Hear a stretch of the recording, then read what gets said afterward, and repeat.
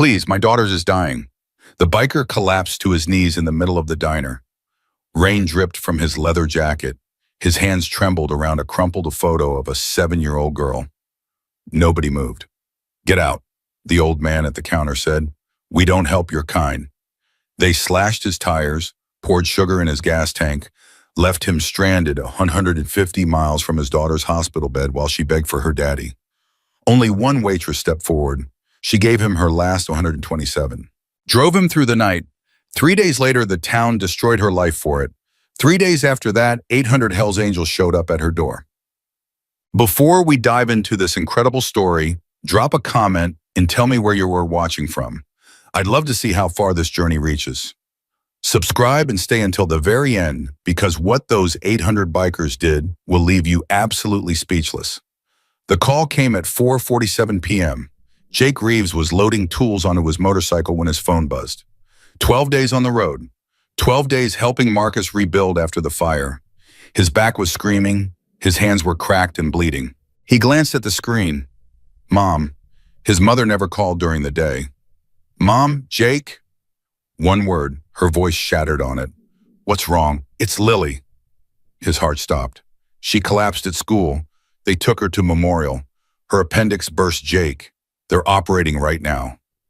The world tilted. Jake grabbed the fence post. His knuckles went white. Jake, are you there? I'm coming. How far are you? 4 hours, maybe 5. She keeps asking for you. His mother's voice broke. She keeps saying, where's daddy? I want my daddy. Something cracked in Jake's chest. Tell her I'm coming. Tell her daddy's coming. Just get here, please. The line went dead. Jake stood frozen, phone in his hand, staring at nothing. His daughter, his 7-year-old daughter, the only thing he had left. Sarah had been gone 3 years. Drunk driver on Highway 9. Jake got the call at work. By the time he reached the hospital, she was already cold. He'd made a promise that night. Standing over her body, he would never let Lily feel alone. Never let her wonder where her father was. And now she was in surgery. Scared. Asking for him, and he was 200 miles away. Jake? Marcus limped toward him. What happened? You look like death. Lily, hospital, surgery. How far? 200 miles. Brother, you've been riding 12 days straight. Let me drive you. My truck does 60 on a good day. I can do 90. And if you crash, what good are you to her dead? Jake swung onto his bike. His hands were shaking. She's asking for me, Marcus. She's 7 years old and scared and asking for her daddy. Jake, I wasn't there when Sarah died. Lily sat in that car for 20 minutes calling for her mother, and her mother couldn't answer. And I wasn't there. His voice cracked. I'm not making that mistake again. He kicked the engine to life. Call me when you get there, Marcus shouted. Jake was already gone. The highway stretched ahead, gray, endless. Jake pushed the throttle. 70, 80, 90. His mind wouldn't stop. Daddy, you're my superhero. That's what Lily said last week. She'd drawn him a picture. Stick figures. Him in his leather jacket. Her in her purple dress. Their hands connected by a red crayon line. That's me and you, Daddy. We're holding hands forever. He'd stuck it on the refrigerator. Butterfly magnet, her favorite. When are you coming back? Soon, baby. Real soon. 12 days. He'd been gone 12 days. His phone buzzed. Mom, they're taking her in now. She's crying. She wants to wait for you. Jake's vision blurred. He wiped his eyes, kept riding. He reached into his jacket, pulled out the photo he always carried. Lily at 6, gap-toothed smile, holding a crayon drawing of a motorcycle. That's your bike, Daddy. I drew it for you. The edges were soft from being touched 1,000 times. He taped it to his speedometer, right in the center. Hang on, baby girl. Daddy's coming. 2 hours in, the engine coughed. Jake's stomach dropped. No, no, no, no. The bike sputtered. The speedometer fell. 80, 70, 60. Come on, don't do this. 50, 40, dead. Jake coasted to the shoulder, tried the ignition. Once, twice, nothing.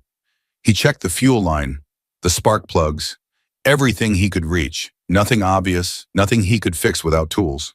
He looked around. Fields, darkness, a two-lane highway stretching to nowhere. One bar of signal on his phone. The map showed a town 8 miles ahead. Cedar Falls, Montana. Population 2,800. 8 miles. Jake started walking. Yeah. The rain began 30 minutes later. Not gentle rain, Montana rain. Sideways, cold, finding every gap in his clothes. Jake didn't stop. Every step was a prayer. Lily, Lily, Lily. His phone buzzed. Mom's surgery's going longer than expected. Complications. Pray Jake. He walked faster. Duh. The neon sign appeared through the storm. Rosie's Diner, open 24 hours. Jake pushed through the door at 11:43 p.m., soaking wet, leather jacket heavy on his shoulders, boots squelching.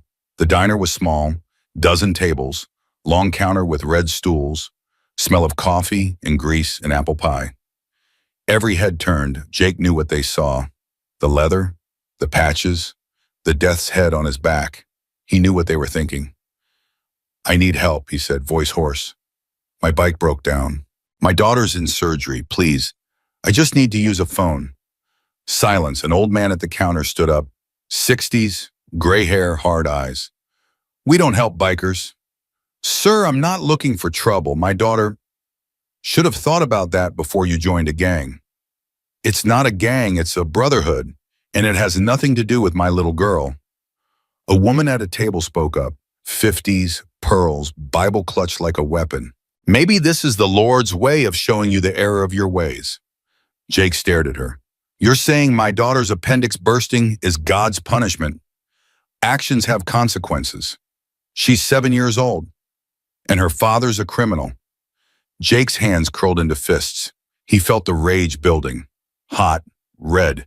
The same rage that got him in trouble when he was young, but he wasn't young anymore. He was a father. His daughter needed him. He forced himself to breathe. I'm not a criminal, never been to prison, never hurt anyone. I work construction, pay taxes, love my daughter more than anything in this world. Right now, she's scared and alone because I stopped to help a friend whose house burned down. That's what the Brotherhood does.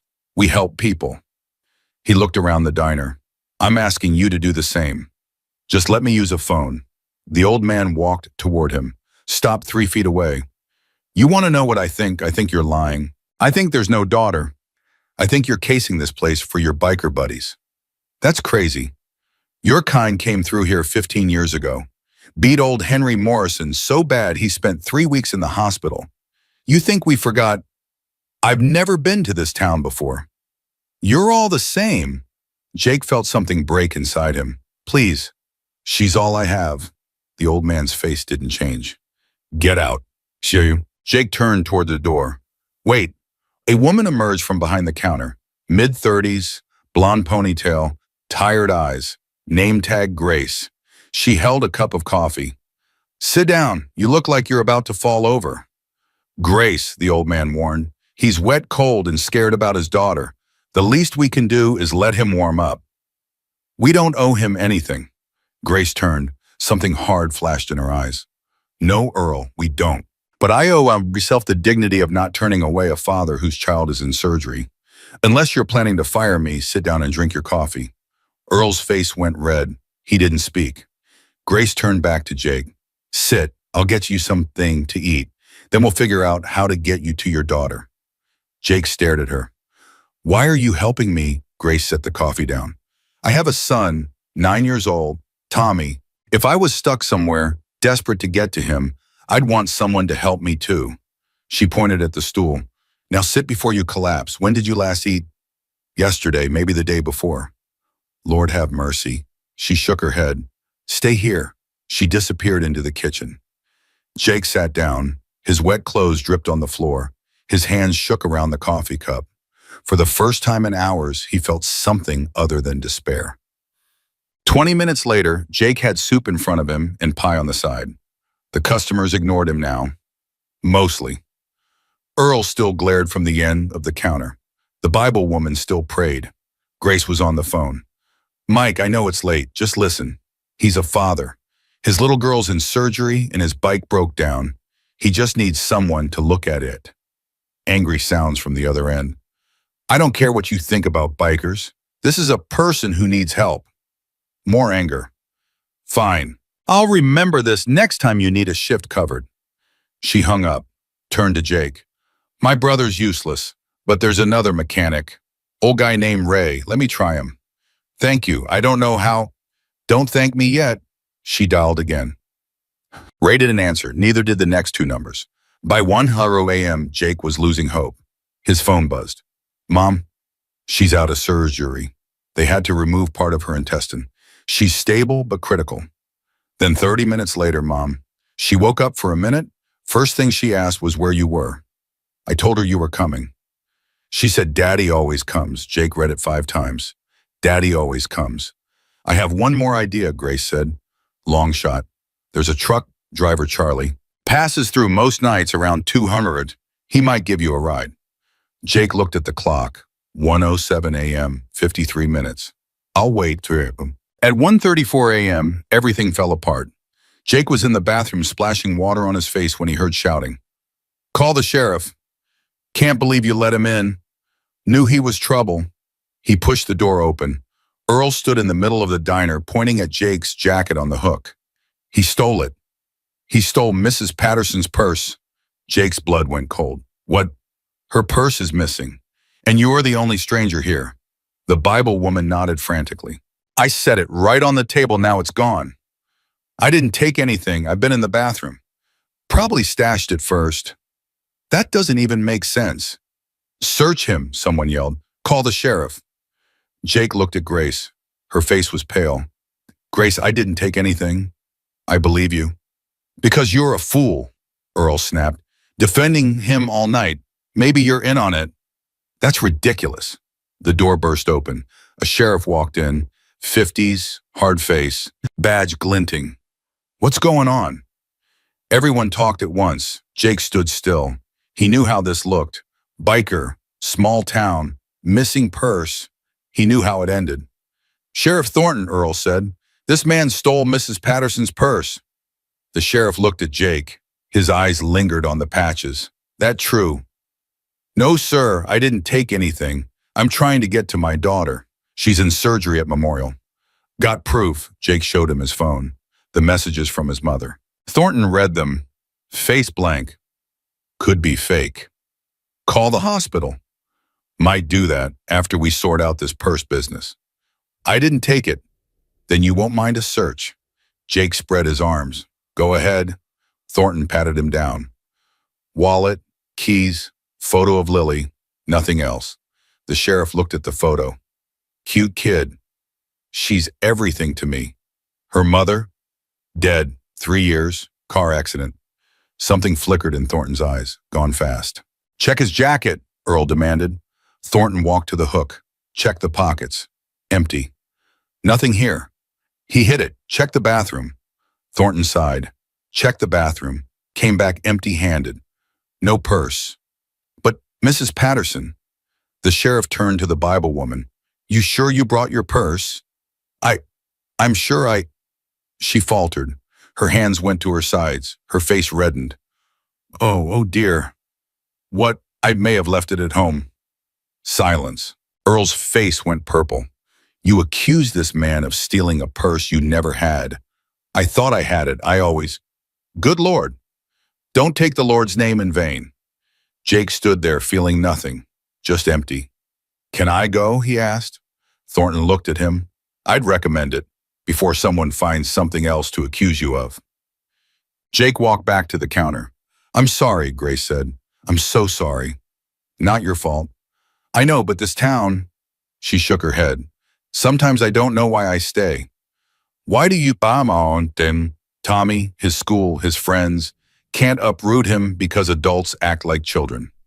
Jake understood. The truck driver, Charlie, is he still coming? Grace checked the clock, 1:52 a.m. Should be here soon. Okay. He picked up his coffee. The front door slammed open. Earl walked back in. 2 other men behind him. All 3 were smiling. Bad news, biker boy. Earl's grin stretched wide. Your bike isn't going anywhere. Jake's gut clenched. What did you do? Made some modifications. Consider it a going away present. Jake ran through the rain, through the dark, back to where he'd left his bike. Even through the storm, he could see the damage. Both tires slashed, wires ripped from the engine, scratched into the wide tank. Get out. Jake fell to his knees. The photo of Lily was still on his speedometer. Her smile looked up at him through the rain. Daddy always comes, but Daddy wasn't coming. He didn't know how long he knelt there. Footsteps behind him. Oh my God, Grace's voice. Jake didn't turn. They did this? Earl and his friends actually did this. Yeah. Jake, I'm so sorry. There has to be something. There's nothing. Bike's destroyed. No mechanic. Your truck driver never showed. And your whole town wants me dead. Not everyone. Enough. Grace was quiet. Then she said the words that changed everything. I have a truck. Jake looked at her. It's old. 98 Ford. Doesn't go fast. Makes weird noises. Heat works half the time, but it runs. She swallowed. I'll drive you. Drive me where? To your daughter. Jake stared. That's 150 miles. I know. Middle of the night. I know. You'd have to drive back alone. 300 miles round trip. I know. Why? Grace looked at him, rain running down her face. My father was a trucker. When I was Lily's age, I got pneumonia. Almost died. He drove 14 hours straight to get home. Didn't stop once, her voice caught. When I asked why, he said, because you're my little girl. Nothing in this world would keep me from you. She stepped closer. I look at you and I see my father. A man who'd move mountains for his daughter. And I think, if no one had helped him that night, I wouldn't be here. Jake couldn't speak. Let me help you. Please. He looked at his destroyed bike, at Lily's photo, at this woman he'd known 3 hours who was willing to drive through the night for a stranger. Okay, he whispered. Okay, sir. Grace's truck sat behind the diner. Old Ford, rust on the fenders, crack in the windshield. The engine rumbled to life. Ugly but reliable, Grace said. Jake climbed in. I'll pay for gasoline and cleaning and you'll sit there and rest, that's all. They pulled out of the lot. Jake saw Earl in the doorway watching them go. He didn't care. He was going to see his daughter. Well, 20 minutes down the road, Jake's phone buzzed. Mom, she's awake, asking for you. Jake typed back, I'm coming, tell her daddy's coming. Grace glanced over. Good news. She's awake. Then we'll get you there. Jake leaned back. First time in hours, he let himself breathe. Thank you. I don't know how I'll ever. You don't have to. Just promise me something. Anything. When you see your daughter's face light up because her daddy's there. Remember this moment. Remember a stranger helped when no one else would. She glanced at him.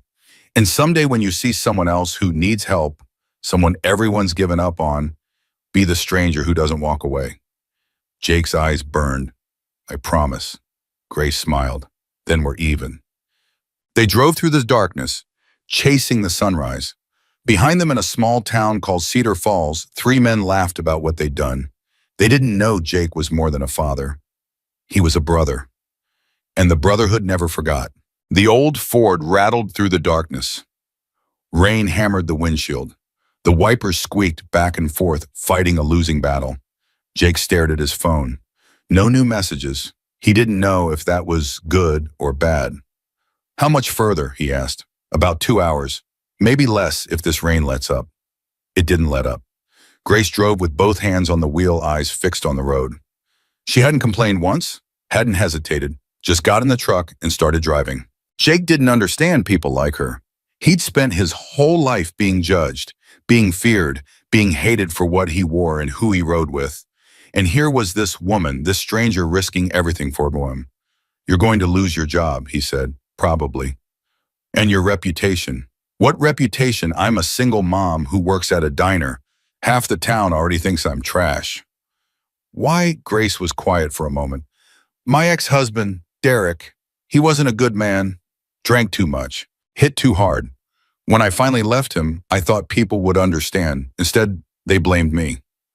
For leaving Baum, for not leaving sooner, for staying too long, for having a kid with him, for existing. She shrugged. Small towns have long memories and short forgiveness. Jake understood that. Where's Derek now? Prison, beat a man half to death outside a bar in Billings. Got 8 years. Good. Yeah. Grace's voice was flat. Good. They drove in silence for a while. The rain kept falling. The road kept unwinding. Jake's phone buzzed. His heart stopped. Mom, she's stable, sleeping now. Doctor says next 12 hours are critical. Jake closed his eyes. Stable, sleeping, critical. News, Grace asked. She's stable for now. That's good. That's really good. Yeah, but his hands were still shaking. Grace reached over and squeezed his arm. You're going to see her. You're going to hold her hand. And she's going to open her eyes and see her daddy sitting right there. Jake nodded, couldn't speak. They drove on. At 3:47 a.m., they pulled into Memorial Hospital's parking lot. Jake was out of the truck before it fully stopped. Go, Grace said. I'll park. He didn't look back, just ran, through the automatic doors, past the empty reception desk, down the hallway following signs he could barely read through the blur in his eyes. Pediatric ICU, 3rd floor. He slammed through the stairwell door, took the steps 3 at a time. His legs burned, his lungs screamed. He didn't care. 3rd floor, long hallway, nurse's station. His mother was there, standing by the window, gray hair pulled back, face aged 10 years in one night. Mom. She turned, her face crumpled. Jake. Oh, thank God. Thank God. She fell into his arms. He held her, felt her shake with sobs she'd been holding back for hours. Where is she? Room 312, she's sleeping. The surgery went well, but there were complications.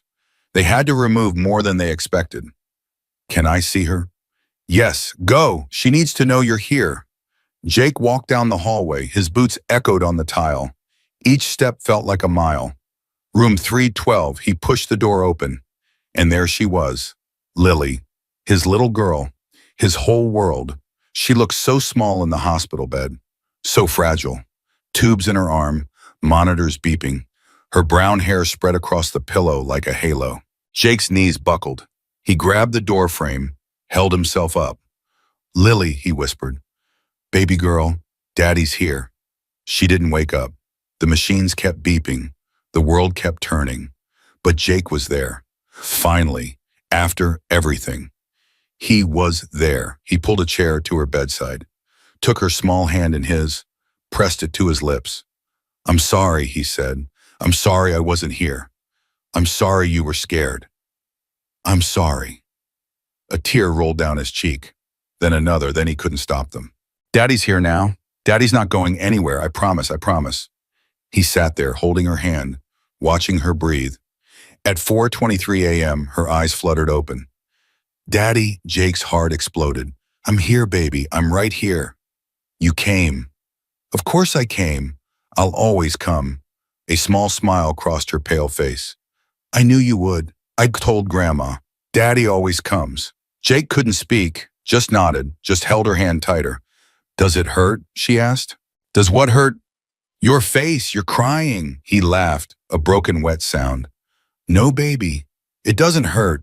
These are happy tears, because I get to see you. Lily squeezed his hand. Don't cry, Daddy. I'm okay. The doctors fixed me. I know they did, and I'm so proud of you. You were so brave. I was scared. Being brave doesn't mean you're not scared. It means you keep going even when you are. She thought about that. Like you. What do you mean you came all this way? In the rain, in the dark, you must have been scared too. Jake swallowed hard. I was terrified. But you came anyway. Nothing could stop me from getting to you. Nothing. Lily's eyes were getting heavy again. Daddy? Yeah, baby. Will you stay? I'm not going anywhere. Promise. I promise, Mom. She smiled, her eyes closed, her breathing deepened. Jake sat there, holding her hand, watching over her. He didn't know Grace had left until his mother appeared in the doorway. That woman, she said, the one who drove you. She asked me to tell you she had to get back, her son. Jake's head snapped up. She left about 20 minutes ago. She said she didn't want to interrupt. Jake stood up, looked out the window. The parking lot was dark. No sign of the old Ford. He hadn't even thanked her properly, hadn't gotten her number, hadn't done anything except take. Did she leave any way to contact her? His mother shook her head. Just said her name was Grace, and that she was glad you made it. Grace, Jake sat back down, took Lily's hand again. He'd find her. Somehow he'd find her and repay her. The Brotherhood never forgot a debt. The next 3 days were a blur. Lily improved, slowly. The doctor said she was lucky. Another hour and the infection would have spread too far. Another hour and they might have lost her. Jake didn't leave her side. Slept in the chair. Ate vending machine food. Showered in the hospital bathroom. His mother tried to get him to go home. Rest, change clothes. He refused. I missed too much already. She didn't argue. On the third day, Jake's phone rang. Marcus. Brother, how is she? Getting better. Should be able to go home in a couple days. Thank God, and you? Tired, but okay. I heard what happened. In that town, Cedar Falls. Jake's jaw tightened. Who told you? Word travels. One of the brothers passed through there yesterday. Heard the locals bragging about what they did to some biker. Slashed tires, sabotaged engine, left him stranded. That was me. I know, and I know about the woman who helped you. Grace. Yeah, Grace. Marcus paused. There's more Jake. What? The town turned on her after she drove you to the hospital. When she got back, her boss had fired her. Her landlord gave her 30 days to move out. Someone called CPS on her, said she was associating with criminals. They're investigating whether she's a fit mother. Jake's blood went cold. What? It gets worse. Last night, someone threw a brick through her window, spray painted her door, called her a biker whore. Jake was on his feet. Who? The same people who did your bike. Earl something and his friends. I'll kill them. No, you won't, because that's not how we handle things. Then how? Marcus's voice was calm, hard, final. We handle it together. I've been making calls. The brothers are coming, Jake, all of them. How many? 800, maybe more. Every chapter within 500 miles. They'll be there in 3 days. 800. Jake sat back down, his mind reeling. Why would they all come for one woman? Because she helped one of us. Because the Brotherhood protects its own. And because, Marcus's voice softened, because sometimes we need to remind the world that kindness isn't weakness. That helping someone shouldn't destroy your life. When Saturday we ride at dawn, we'll be in Cedar Falls by noon. I'll be there. No, you stay with Lily. We've got this. Marcus, she needs you more than we do. Trust me, we'll handle it. Jake wanted to argue, wanted to be there, wanted to look Earl in the eye and make him pay. But Lily was sleeping, her hand in his, her breath soft and steady. Okay, he said finally, but Marcus, yeah, don't hurt anyone. Not physically. That is not what Grace would want. I know, we're not going there to fight. We're going there to fix. Fix what? Everything they broke. Her life, her reputation, her faith in people. Marcus paused. We're going to show that town what the Brotherhood really means.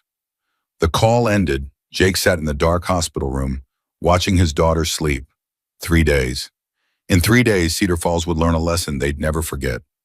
Meanwhile, Grace was living a nightmare. She'd driven 300 miles through the rain, got home at 7 a.m., kissed Tommy on the forehead as her mother, who'd been watching him, headed out. 2 hours later, Rosie called. I'm sorry, honey, I have to let you go. Rosie, please. It's not my choice, the town council. They said if I keep you on, they'll pull my food license. They'll shut me down. For helping someone, for helping a biker. Rosie's voice cracked. I'm sorry, I'm so sorry. I fought for you, but they have all the power. The line went dead. Grace sat at her kitchen table, staring at the phone. No job. Tips were her only income. How was she going to pay rent? Buy groceries. Keep the lights on. Tommy came into the kitchen. Mom, what's wrong? Nothing, baby, just grown-up stuff.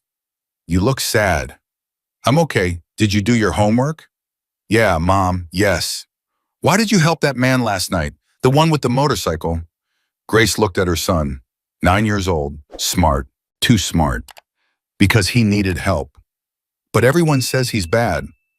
Everyone says a lot of things. That doesn't make them true. Then how do you know what's true? Grace pulled him close. You watch what people do, not what they say.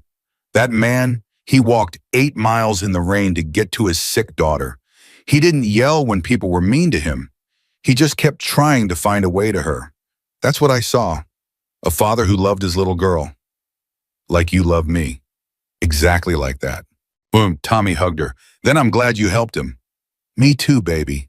Me too. But the next day, everything got worse. The eviction notice came first. Hand-delivered by Howard Crane, her landlord, a man she'd paid on time for 6 years. 30 days, Grace. I'm sorry, but I can't have your kind in my building. My kind, Howard, I'm the same person I was last week. You're someone who helps criminals now. That's different. He wasn't a criminal, he was a father. Same thing far as I can tell. He walked away. Grace stood in her doorway, holding the notice, wondering where she and Tommy would go. Then the CPS worker showed up. Miss Miller, I'm Diane Walsh. We've received a report about your son's welfare. A report from who? I can't disclose that. May I come in? Grace let her in, answered her questions, showed her Tommy's wife's room, his school records, the food in the refrigerator. Diane took notes, nodded, said she'd be in touch. Is there a problem? Grace asked. The report mentioned you're associating with criminal elements, that you abandoned your son in the middle of the night to help a gang member. That's not true. My mother was here. Tommy was safe, and that man wasn't a gang member. He was a member of a motorcycle club. There's a difference. Is there? Grace felt her temper rise. Yes, there is. He works construction, pays taxes, loves his daughter. He's no more a criminal than you or me. Diane's eyebrow rose. The report says otherwise. The report is wrong. We'll see. She left. Grace collapsed onto the couch. What had she done? Helped one person, one desperate father, and now her entire life was falling apart. That night, the brick came through the window. Tommy screamed. Grace threw herself over him. Glass rained down. Cold air rushed in. Stay down, baby. Stay down. She heard laughter outside, running footsteps, an engine starting. When she looked up, she saw the message spray-painted on her door. Biker whore. Tommy was crying. Mom, why? Why are they doing this? Grace held him, rocked him, didn't have an answer. I don't know, baby. I don't know, but she knew exactly why. Because she'd shown kindness to the wrong person. Because this town punished anyone who was different. Because fear and hatred were easier than understanding. She spent the night cleaning up glass, covering the window with cardboard, scrubbing the paint off her door. Tommy slept in her bed, curled against her, afraid to be alone. Grace lay awake, staring at the ceiling. She'd made the right choice. She knew she had. If she had to do it again, she'd make the same decision. But God, the cost was crushing her. The next morning, Earl Higgins walked into what used to be her regular coffee shop. Grace was there, trying to act normal, trying to hold herself together. Earl sat down across from her, uninvited. How's it feel? He asked. How's what feel? Being on the outside, being the one nobody wants. Go away, Earl. See, this is what happens when you pick the wrong side. You could have been one of us, could have lived your whole life here peaceful and quiet. But you had to help that biker trash. Grace's hand tightened around her coffee cup. He was a father. His daughter was dying. So he says, probably made the whole thing up. You're gullible, Grace. Always have been. I'm a decent human being. You should try it sometime. Earl's face darkened. Watch your mouth. Or what? You'll slash my tires too. Throw another brick through my window. Spray paint more slurs on my door. I don't know what you're talking about. Sure you don't. Grace stood up. You want to know the difference between me and you, girl? I helped a stranger because it was right. You're destroying my life because you're afraid of anything different, anyone different. And you know what? That fear is going to eat you alive. She walked out. Behind her, Earl sat fuming. He'd make her pay. He'd make her regret every word. He just didn't know that 800 people were already on their way to make him regret his. 2 days later, Grace woke to a sound she'd never heard before. Distant, low, growing, like thunder. but the sky was clear. Tommy ran to the window. "Mom, Mom, come look." Grace stumbled out of bed, joined him at the window, and froze. The main street of Cedar Falls was filling with motorcycles, hundreds of them. Black leather, chrome, death's head patches. They kept coming, wave after wave, more than she could count. "Mom." Tommy's voice was small, scared. "What's happening?" Grace couldn't answer, because at the front of the pack, she saw a familiar face, Jake, and next to him, a little girl with brown hair riding behind him on his bike. The roar grew louder. The ground shook. Grace's heart pounded. What had she gotten herself into? The bike stopped. 800 engines died at once. The silence was deafening. Jake dismounted, helped Lily off the bike, took her hand. Together they walked toward Grace's apartment. The whole town was watching. People on porches, faces in windows. Earl and his friends standing in front of the hardware store, frozen. Jake stopped at Grace's door. He looked at the cardboard covering her window, the faded paint on her door, the fear in her eyes. "Grace," he said. "Jake." Her voice was barely a whisper. What is this?" "This is the Brotherhood, and we're here to repay a debt." "I don't understand." Jake smiled. "You helped me when no one else would. You drove me to my daughter. You saved her life." He gestured at the sea of motorcycles behind him. "Now it's our turn to help you." Grace looked at the bikers, at the townspeople, at Tommy, who was clutching her leg, eyes wide. "How?" she asked. "How can you help?" Jake's smile widened. "Watch." He turned to face the crowd. "My name is Jake Reeves. 4 days ago, I came to this town desperate. My daughter was in surgery. My bike was broken. I needed help." His voice carried across the silent street. "I was called trash, a criminal, a gang member. I was accused of theft. My motorcycle was destroyed. I was left stranded while my little girl fought for her life." He paused. "Only one person helped me. One person in this entire town. She gave me her tip money. She called everyone she knew trying to find me a mechanic. When nothing else worked, she drove me 150 miles in the middle of the night." He looked at Grace. "And you punished her for it. You fired her. You evicted her. You called child services on her. You threw a brick through her window and spray painted her door." His voice hardened. "Because she showed kindness to a stranger." He turned back to the crowd. "Well, now 800 strangers are here to show kindness to her, and we're not leaving until we've fixed what you broke." Earl pushed through the crowd. "Now wait just a minute. You can't just come into our town and what?" Jake cut him off. "Help someone, fix things, do what you should have done in the first place. This is our town, our business. You made it our business when you destroyed my bike, when you terrorized this woman, when you taught your children that cruelty is acceptable." Jake stepped closer to Earl. "So here's what's going to happen. We're going to fix Grace's window, paint her door, clean her apartment. We're going to fill her refrigerator, pay her rent for the next 6 months, and we're going to make sure she has a job." He turned to an older man on a motorcycle. "Hammer." The man nodded, pulled out his phone. "I've got a lawyer on standby. The eviction notice is illegal. The CPS complaint is being withdrawn. And if anyone in this town so much as looks at Grace wrong again, we'll be back." He smiled. It wasn't friendly. "With twice as many." Earl's face went white. "You can't threaten us." "I'm not threatening anyone. I'm making a promise." Jake's voice was calm, cold, final. "You wanted to teach someone a lesson about helping bikers. Well, we're about to teach you one about what happens when you hurt the people who help us." He turned to the assembled bikers. "Let's get to work." And they did. In the next 4 hours, Cedar Falls witnessed something it had never seen before. 200 bikers surrounded Grace's apartment. They replaced her window, painted her door, a fresh coat of blue, her favorite color. They fixed the step that had been broken for 2 years, installed new locks, cleaned every inch of the place. 150 bikers went to Rosie's Diner. They ordered food, paid double, left $1,000 tips, told Rosie that Grace's job would be waiting for her tomorrow, or they'd buy the building themselves. Rosie called Grace in tears. "Honey, please come back. Please, I'm so sorry. I never should have let them pressure me."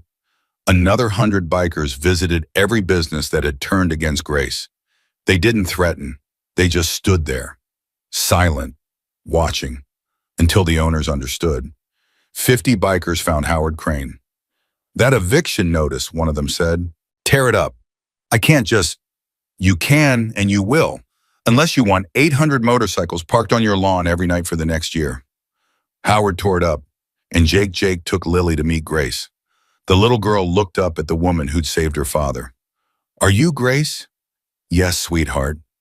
Thank you for helping my daddy. Grace knelt down, eye level with Lily. You're welcome, honey. I'm just glad he got to you in time. He did, because of you. Lily hugged her, small arms around Grace's neck. You're a hero, like my daddy.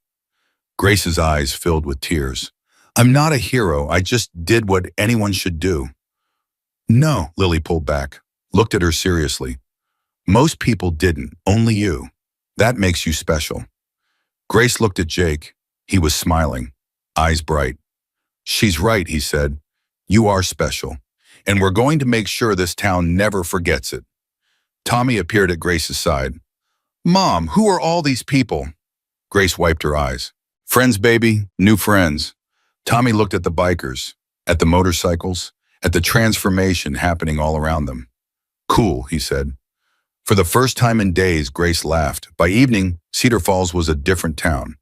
Not because the bikers had threatened anyone, not because they'd used force or violence, because they'd shown up. 800 people had ridden hundreds of miles to help one woman, one stranger who'd helped one of their brothers.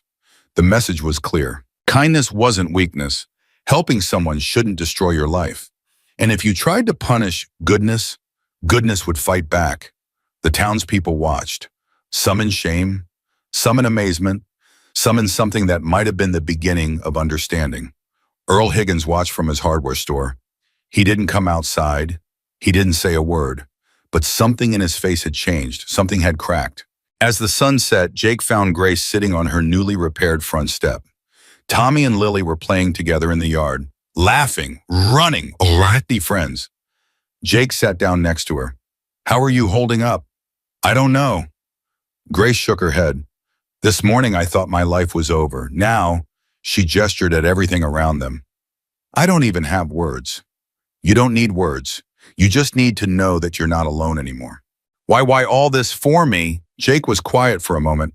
When I was walking through that rain, trying to get to Lily, I thought I was completely alone.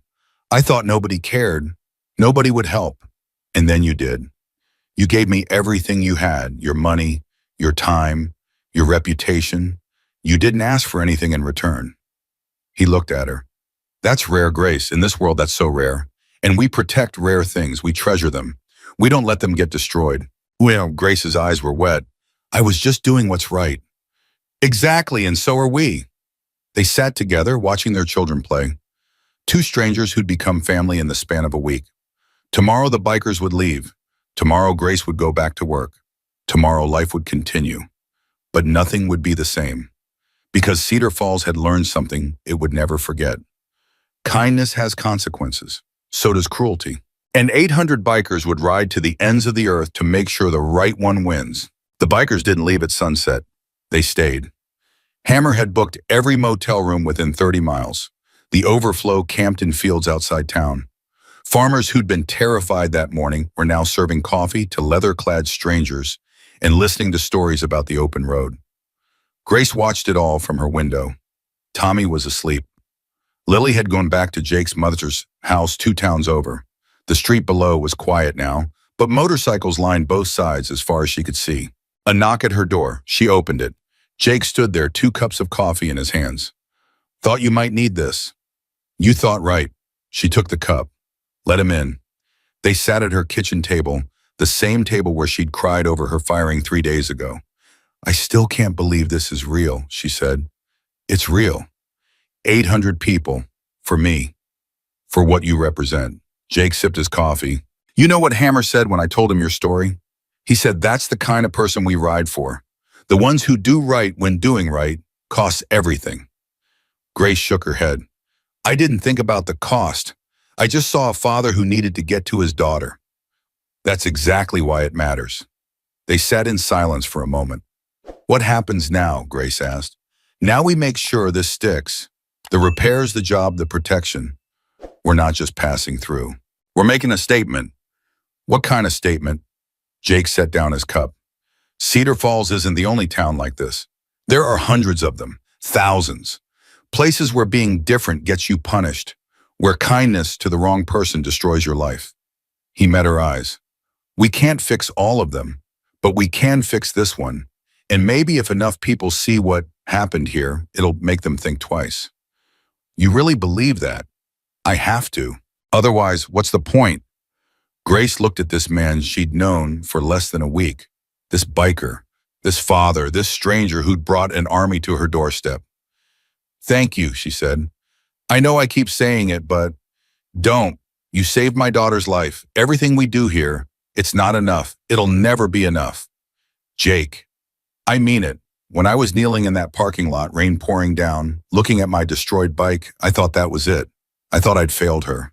And then you showed up with your beat-up truck and your tired eyes, and you said, let me help you. His voice cracked. 3 words, that's all it took. 3 words, and you changed everything.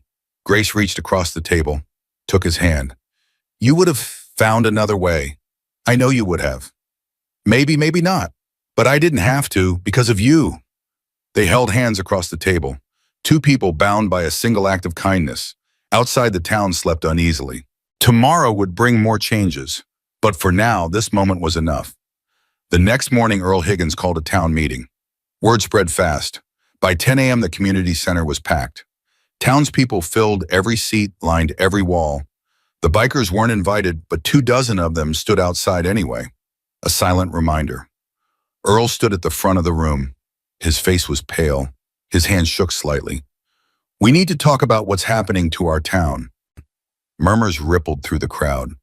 These bikers, Earl continued, they think they can come here and tell us how to live. They think they can intimidate us into accepting one of their own. Grace isn't one of them, someone called out. She's lived here her whole life. She chose her side when she helped that criminal. He wasn't a criminal. Another voice, louder. His daughter was dying, Earl. What would you have done? I would have called the police. Let them handle it. The police, you mean Sheriff Thornton, who did nothing while you destroyed that man's motorcycle? Earl's face reddened. That's not... I saw you, Earl. An old woman stood up.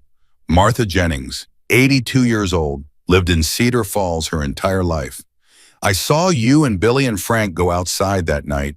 I saw you come back laughing. I know what you did. Martha, stay out of this. No, her voice was steel. I've stayed out of things my whole life, kept my mouth shut, minded my own business. And look where it got us. A town that destroys a man's property because of what he wears. A town that punishes a woman for showing basic human decency. She looked around the room. I'm ashamed.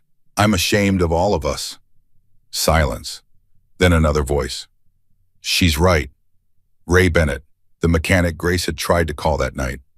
I could have helped him. Grace called me, begged me, and I said no, because he was a biker, because I was afraid of what people would think. He shook his head. That little girl almost lost her father because I was a coward. How do I live with that? Ray, Earl started. Shut up, Earl, just shut up. Ray's voice broke. You've been running this town with fear for 20 years. Anyone different gets pushed out. Anyone who doesn't fit your idea of normal gets punished. Well, look around. Look what your fear brought us. 800 bikers on our doorstep. And you know what? We deserve it. The room erupted, people shouting, arguing, some defending Earl, most attacking him. Sheriff Thornton pushed to the front. Enough, everyone calm down. The noise subsided, slowly. Thornton faced the crowd. I'm not going to stand here and pretend I'm innocent. I'm not. I saw what was happening that night and I didn't stop it. I could have. I should have. But I let my own prejudice blind me. He looked at Earl. We both did. Earl's jaw tightened. So what? We're supposed to just roll over, let these bikers dictate how we run our town. They're not dictating anything. They're showing us what we should have been all along. Thornton took off his hat, ran a hand through his gray hair. My brother died because of bikers. I've hated them ever since. But that man who came through here, he wasn't the one who killed Danny. He was just a father trying to get to his sick kid. and I treated him like a criminal. His voice dropped. I'm done. I'm done letting the past poison the present. I'm done punishing strangers for someone else's sins. He turned to the crowd. The question is, are you? The room was silent. Then Betty Crawford stood up. The Bible woman, the one who talked about God's punishment. Everyone expected her to defend Earl, to quote scripture, to condemn the bikers. Instead, she started crying. I've been praying, she said, all night, asking God to show me the truth. And do you know what he showed me? She wiped her eyes. He showed me a man on his knees in a parking lot crying over a picture of his daughter. He showed me a woman giving away her last dollar to help a stranger. He showed me myself sitting in that diner calling a desperate father a criminal. Her voice broke. I was wrong. I was so wrong. The Bible says, love thy neighbor. It doesn't say love thy neighbor unless he rides a motorcycle. It doesn't say love thy neighbor unless he looks different. It just says love. She looked at Earl. We failed that test, Earl, all of us, but especially you, and I won't be part of it anymore. She walked out of the room. One by one, others followed. Ray Bennett, Martha Jennings, a dozen more, then 24, then half the room. Earl stood alone at the front watching his support crumble. This isn't over, he called out. You'll see. Those bikers will show their true colors. They already have. Thornton cut him off. They fixed a woman's home. They fed our diner. They didn't hurt anyone. They didn't threaten anyone. They just helped. He put his hat back on. That's more than we can say. He walked out. Earl stood in the empty room.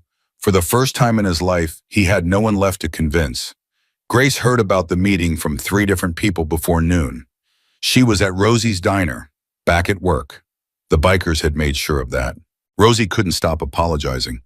I should have fought harder. I should have stood up to them. It's okay, Rosie. It's not okay. Nothing about this is okay. The old woman's hands shook as she wiped the counter. I've known you since you were Tommy's age. I watched you grow up. And when you needed me most, I let you down.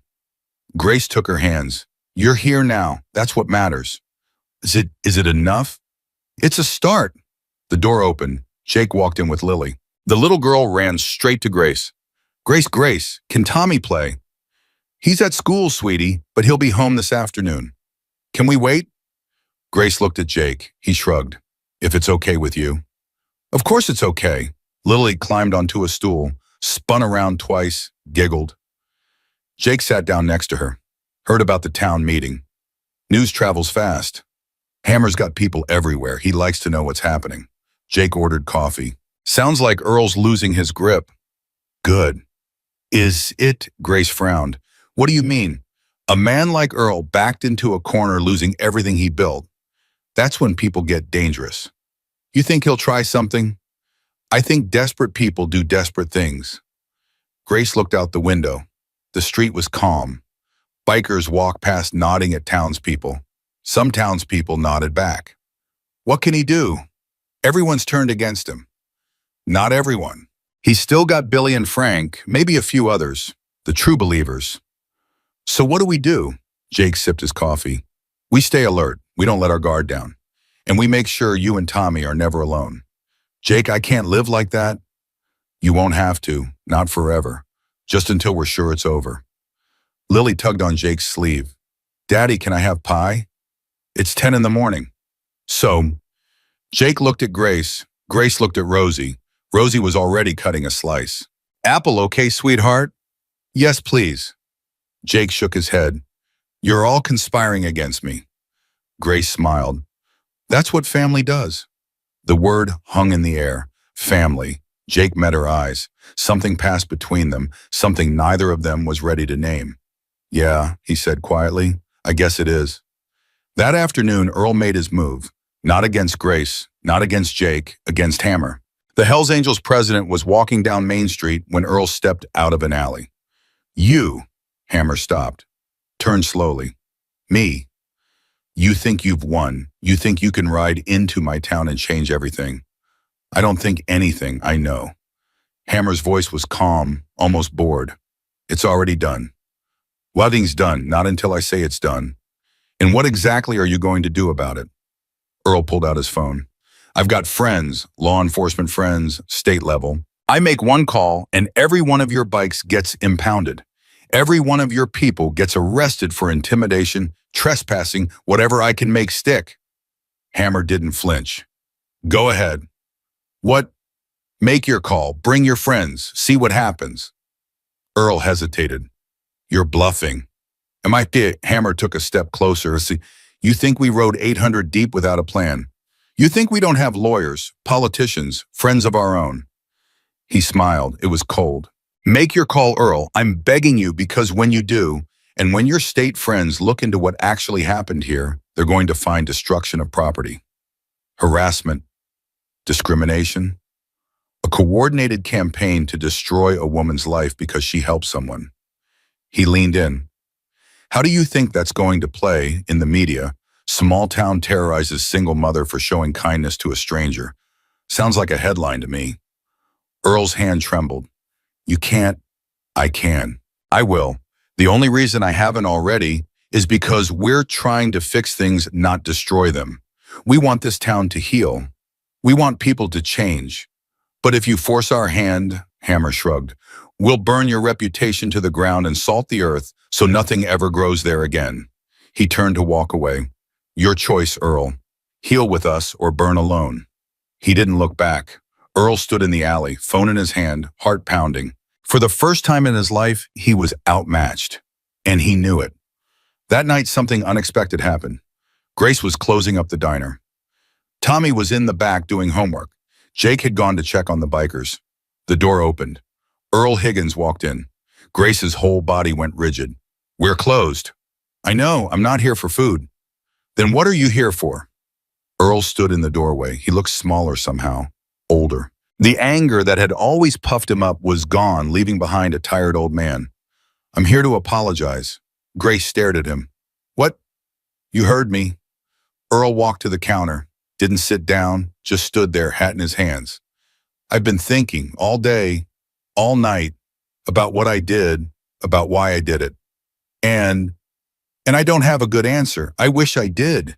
I wish I could say I was protecting the town or defending our way of life or some noble thing. But the truth is, he swallowed. The truth is I was scared, and I took it out on you. Scared of what? Everything. Change. Strangers. The world moving on without me. He looked at his hands. I've lived in this town my whole life. 72 years. I remember when everyone knew everyone. When you could leave your door unlocked. When things made sense. Wow. Things still make sense, Earl, just not the way you want them to. I know that now. He met her eyes. That man, the biker. I called him trash. I destroyed his motorcycle. I left him stranded while his little girl was dying. His voice cracked. My granddaughter's 7 years old, same age as his daughter. If someone did that to me, if they kept me from getting to her, he shook his head. I'd want to kill them. But he didn't. No, he didn't. He just sent 800 people to help the woman who helped him. Earl laughed bitterly.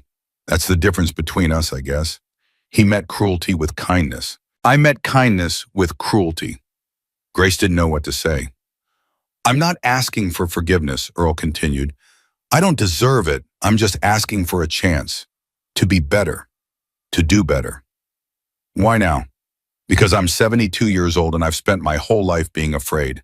And today, watching everyone walk out of that meeting, watching everything I built crumble, he took a breath. I realized I don't want to die like this. Alone. Hated. The villain of the story. So what do you want? To help, if you'll let me, to make up for what I did. Grace studied him, looking for the trick, the angle, the hidden agenda. She found nothing but a tired old man at the end of his rope. You threw a brick through my window. Billy did that, but I didn't stop him. Same thing. You called me a biker whore. Frank painted that, but I laughed when I saw it. Same thing. You got me fired. Almost got my son taken away. I know all of it. Earl's eyes were wet, and I'll spend the rest of my life making up for it if you give me the chance. The door to the kitchen opened. Tommy walked out. Mom, who's that? Grace looked at her son, at Earl, at the impossible situation she found herself in. This is Mr. Higgins, Tommy. He's someone who made some mistakes, and he wants to try to fix them. Tommy looked at Earl. Did you say sorry? Earl nodded. I did. Did you mean it? I did. Tommy thought about this. My teacher says when someone says sorry and means it, you're supposed to give them another chance. Because everyone makes mistakes, even grown-ups. Earl's face crumpled. You're a good kid. I know. Tommy looked at his mother. Can we give him another chance, Mom? Grace felt tears prick her eyes. Yeah, baby, I think we can. She looked at Earl. I'm not going to forget what happened, and I'm not going to pretend it didn't hurt. But if you're serious about changing, about making things right, she took a breath, then we can start over. Clean slate. She held out her hand. Earl looked at it like it was made of gold. Then he took it. Thank you, he whispered. Thank you.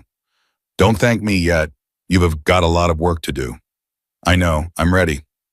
The door opened again. Jake walked in, saw Earl, his whole body tensed. What's going on here? It's okay, Grace said quickly. He came to apologize. Apologize, and I accepted. Jake stared at her. Grace, this man. I know what he did. I also know what it took for him to walk through that door. She met Jake's eyes. Isn't this what we wanted? For people to change, Jake looked at Earl, at Grace, at Tommy, who was watching everything with wide eyes. You really mean it? He asked Earl. This isn't some trick, no angle, just an old man trying not to die a monster. Jake was silent for a long moment. Then he held out his hand. I'm Jake Reeves. You destroyed my motorcycle. Earl took his hand. I'm Earl Higgins, and I'm sorry. They shook. It wasn't forgiveness. Not yet. That would take time. But it was a start, and sometimes that's all you need. Word of Earl's apology spread through Cedar Falls like wildfire. By morning, 3 more people had come to Grace's door, then 5 more, then a dozen, each one with the same words, I'm sorry, I was wrong. Can you forgive me?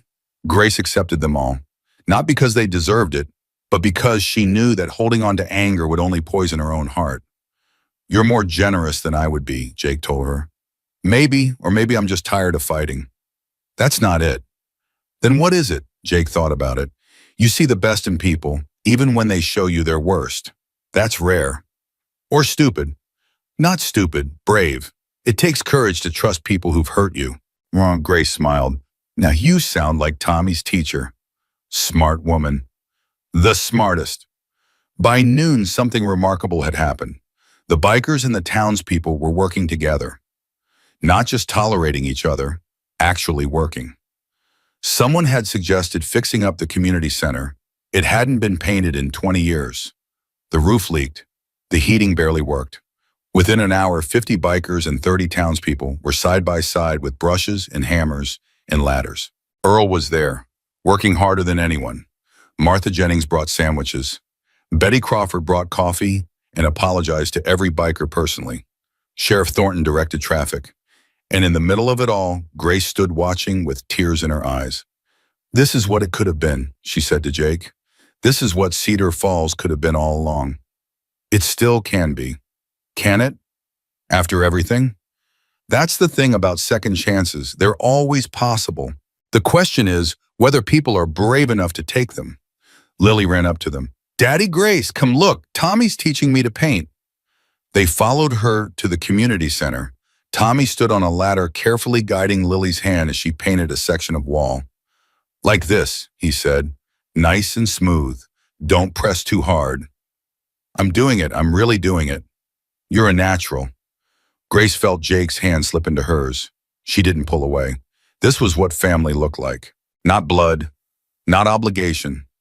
Choice, connection, love. As the sun set over Cedar Falls, the community center gleamed with fresh paint. The bikers and townspeople gathered outside. Someone had brought a grill. Someone else had brought beer. Music played from a truck's speakers. Hammer stood on a makeshift stage. I've been riding with the Hells Angels for 30 years, he said. I've seen a lot of towns, a lot of people, a lot of hate. He looked out at the crowd. But I've never seen anything like this. In 4 days, you went from trying to destroy one of the best people I've ever met to working beside us to rebuild your community. That takes something special. That takes courage. He raised his beer.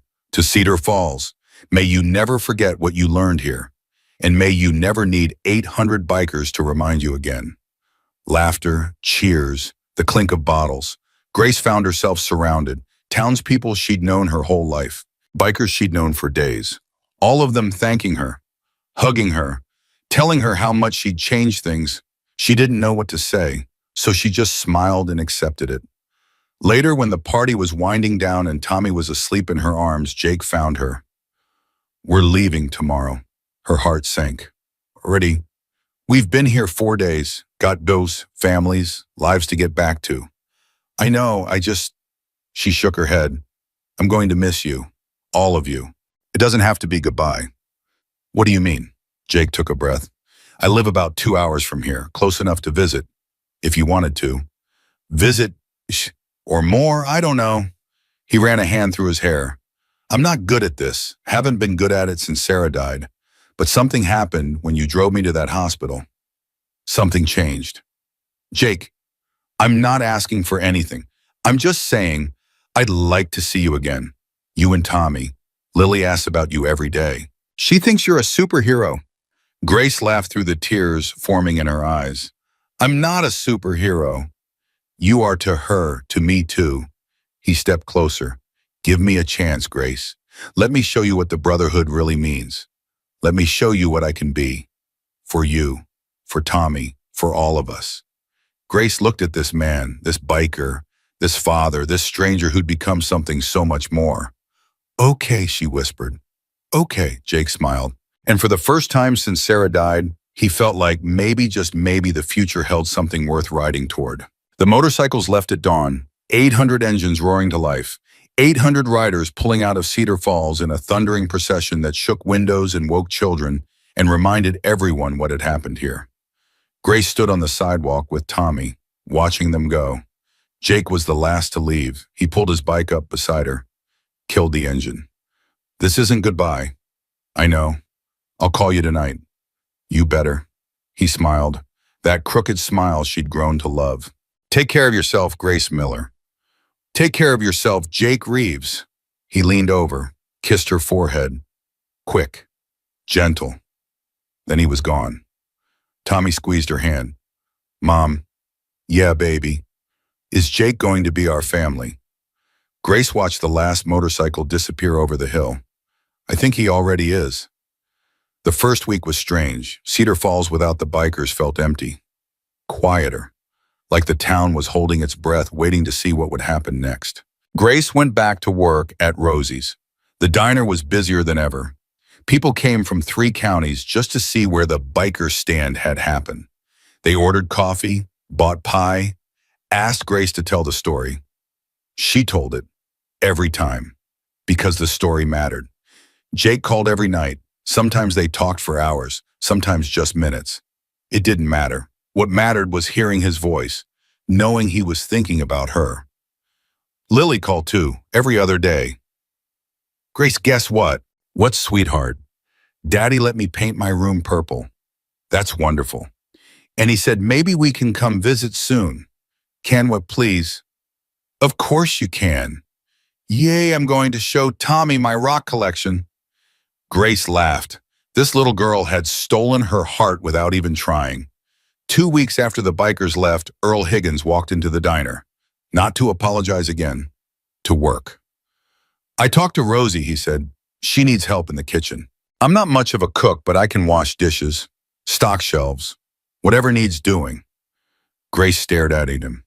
"You want to work here?" "I want to help. This seemed like the best way." "Earl, you don't have to." "I know I don't have to. I want to. There's a difference." He tied on an apron before she could argue. That first day, he washed dishes for 8 hours straight. Didn't complain, didn't take breaks, just worked. The townspeople watched, whispered, some laughed. But by the end of the week, nobody was laughing anymore. Earl Higgins, the man who'd terrorized Cedar Falls for decades, was scrubbing pots and taking out trash and calling Grace boss. Something had changed in him. Really changed, and Cedar Falls was starting to notice. 3 weeks after the bikers left, Jake came back. Not with 800 brothers this time. Just him and Lily on his bike. Grace heard the engine from inside the diner. Her heart jumped. She ran outside. Jake was already off the bike. Lily was running toward Tommy, who'd come out of school just in time. Tommy, I brought my rocks. Cool, let me see. The kids collided in a hug, started chattering immediately. Jake walked toward Grace, slower, taking his time. Hey, hey yourself. Miss me? Maybe a little. He pulled her into his arms. Only a little. Okay, a lot. He kissed her, right there on Main Street, in front of everyone. Grace didn't care. Let them watch. Let them talk. She was done hiding. They spent the weekend together. All four of them. Jake and Grace, Tommy and Lily. Two broken families becoming one. They had picnics in the park. Watched movies on Grace's old TV. Cooked dinner together in her tiny kitchen. It wasn't perfect. Tommy and Lily argued over whose turn it was to pick the movie. Jake burned the toast. Grace forgot to buy milk, but it was real. It was theirs. On Sunday night after the kids were asleep, Jake and Grace sat on her front step. I don't want to leave tomorrow, he said. Then don't. I have to. Work, Lily's school, the club. I know. He took her hand. Come with me. Grace's breath caught. What? Come with me. You and Tommy. Move to Ridgewood. It's only 2 hours away. Good schools, nice neighborhood. I've got room. Jake, that's huge. I know. I'm not saying tomorrow. I'm not saying next week. I'm just saying, think about it. Because I can't keep driving 2 hours every weekend just to see you. Not when I could be seeing you every day. Grace looked at her apartment, the place she'd lived for 6 years, the town she'd known her whole life. Then she looked at Jake. Tommy's in school. I can't just pull him out.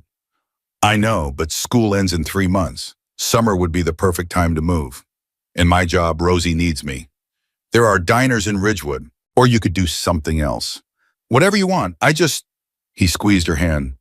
I want you in my life, Grace. Every day, not just weekends. Grace felt tears building. Can I think about it? Of course, take all the time you need. What if I say no? Jake smiled. Then I'll keep driving 2 hours every weekend, because you're worth it.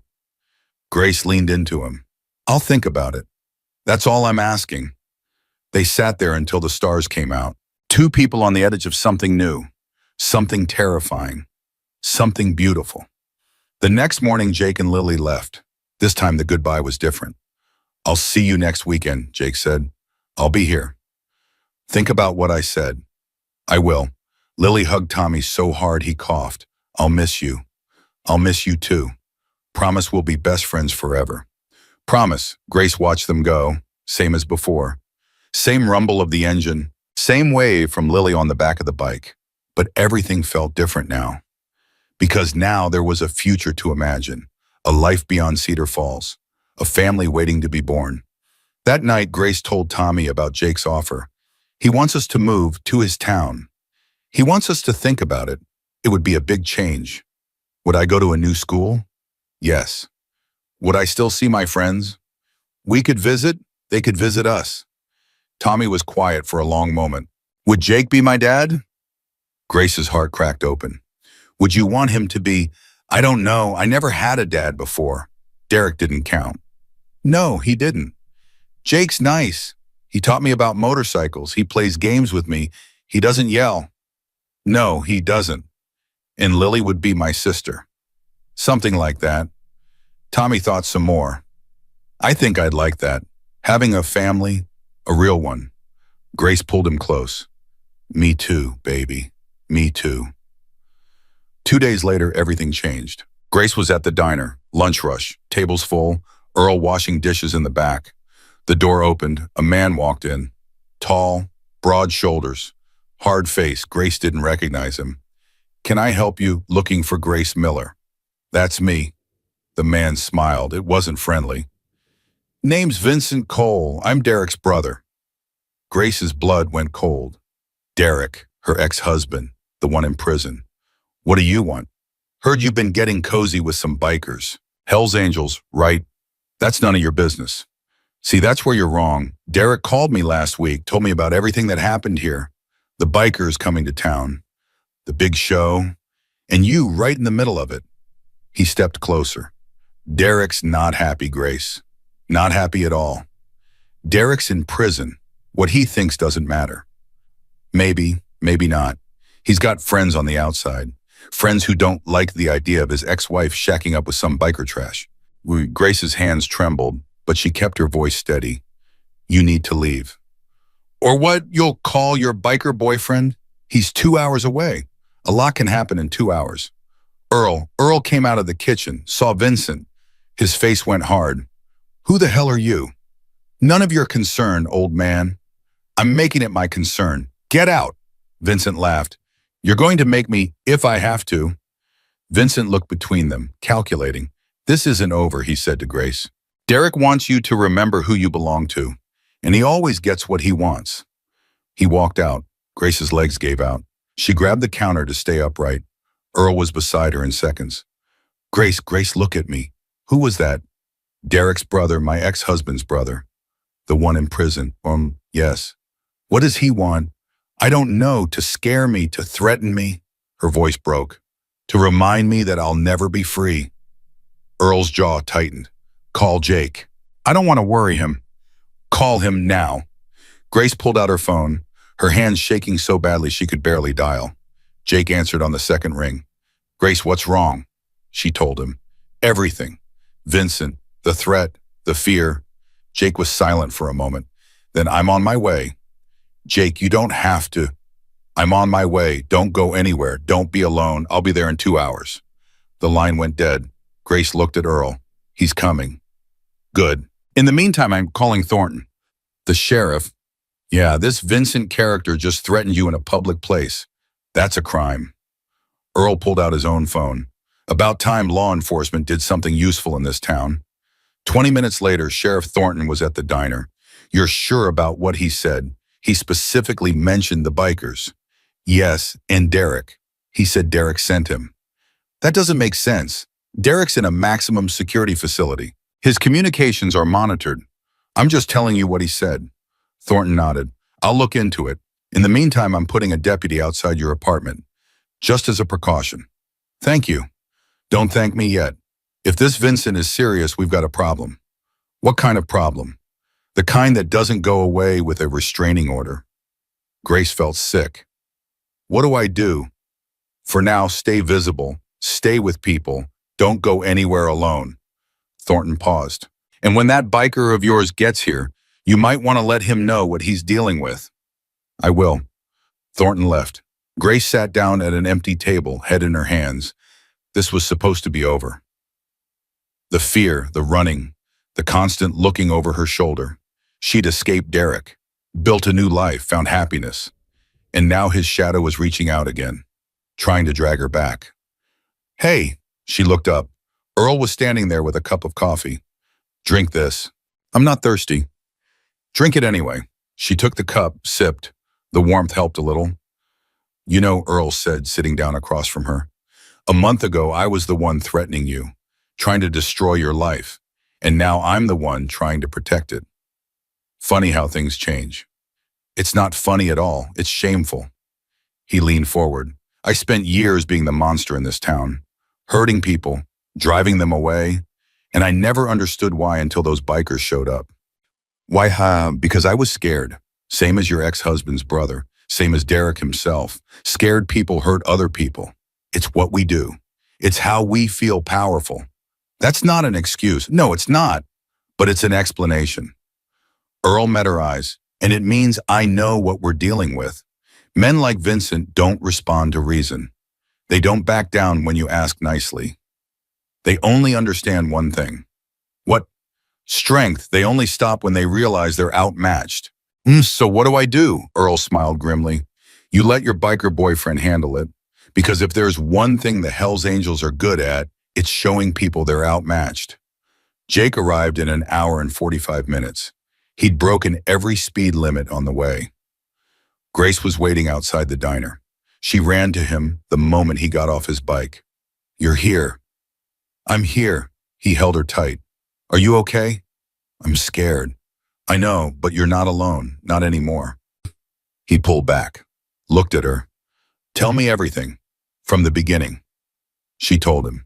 Derek, the abuse, the escape, the divorce, prison. And now Vincent. Jake listened, his face getting harder with every word. Where's Tommy? At school, deputies watching him. Good, we need to talk to Hammer. The Hells Angels president. Yeah, this isn't just about you and me anymore.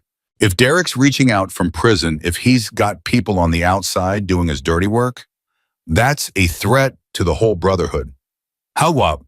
Because you're with me now, and anyone who threatens someone under our protection threatens all of us. Grace felt something shift in her chest. I'm under your protection. You have been since the night you drove me to the hospital. Jake's voice was fierce. You just didn't know it yet. He pulled out his phone. Hammer, it's Jake. We've got a situation. The call lasted 15 minutes. Grace heard pieces of it. Vincent Cole, Derek Miller, threats, protection, response. When Jake hung up, his face was grim. Hammer's making calls. We should have information by tonight. What kind of information? Who Vincent really is, who he works with, what Derek's actually capable of from inside prison. Jake paused. And whether this is real threat or just intimidation. Does it matter? It matters a lot. Intimidation we can handle with presence. A real threat requires a different response.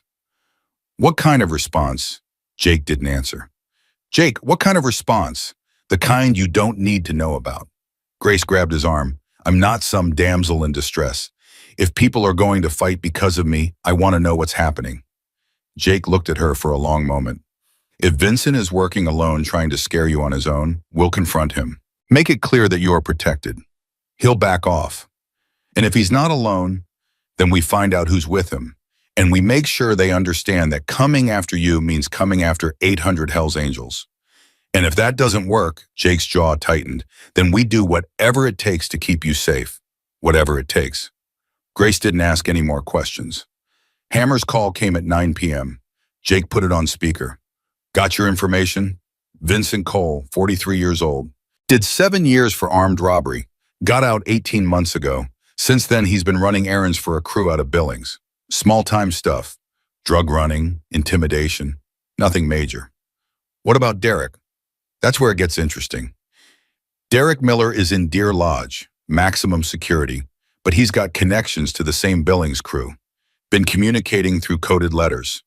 Nothing the prison can trace, but our sources confirm it. So this is real. Real enough. Derek wants Grace back under his control.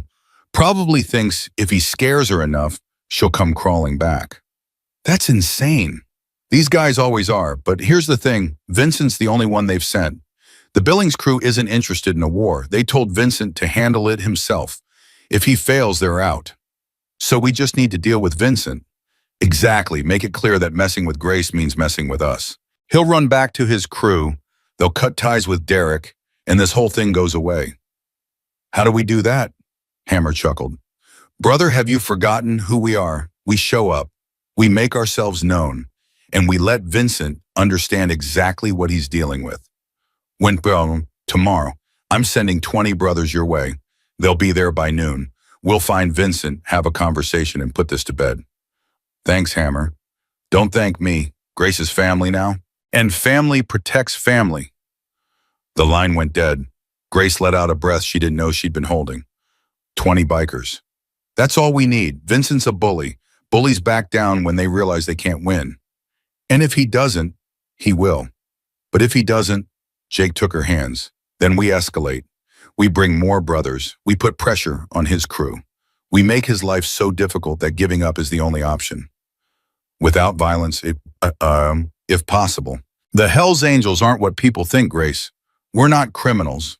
We're a brotherhood. We protect each other. We help each other. Violence is always the last resort. But it's still a resort. When necessary. Jake's eyes were hard. I would do anything to protect you. Anything. If that makes me a monster, so be it. Grace touched his face. You're not a monster. You're a father who walked 8 miles in the rain. You're a man who brought an army to help a stranger. You're, Leyland, she swallowed. You're the best thing that's happened to me in a very long time. Jake kissed her, soft, gentle, full of promise. We're going to get through this. I know.